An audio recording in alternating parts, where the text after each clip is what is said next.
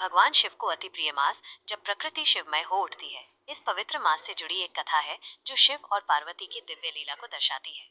यह कथा भक्तों के हृदय में श्रद्धा और भक्ति का संचार करती है। प्राचीन काल की बात है जब माता पार्वती ने भगवान शिव को पति रूप में प्राप्त करने के लिए कठोर तपस्या की थी।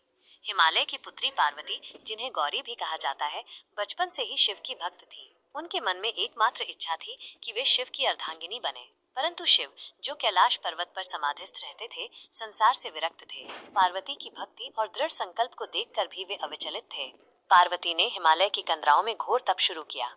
न वे भोजन ग्रहण करती थी, न ही जल, केवल शिव का नाम जपती थी। उनकी तपस्या से तीनों लोग कंपित होने लगे।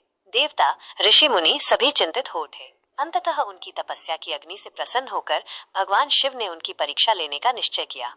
शिव एक वृद्ध ब्राह्मण का रूप धारण कर पार्वती के पास आए। उन्होंने पार्वती से पूछा, हे कन्या, तुम ये कठोर तप किसके लिए कर रही हो? पार्वती ने नम्रता से उत्तर दिया, मैं भगवान शिव को पति रूप में प्राप्त करना चाहती हूँ। यह सुनकर वृद्ध ब्राह्मण हंस पड़े और बोले, शिव तो स्मशानवासी हैं, उनके पास न धन है न वैभव। तुम इतनी सुंदर हो, तुम्हें कोई राजकुमार चुनना चाहिए।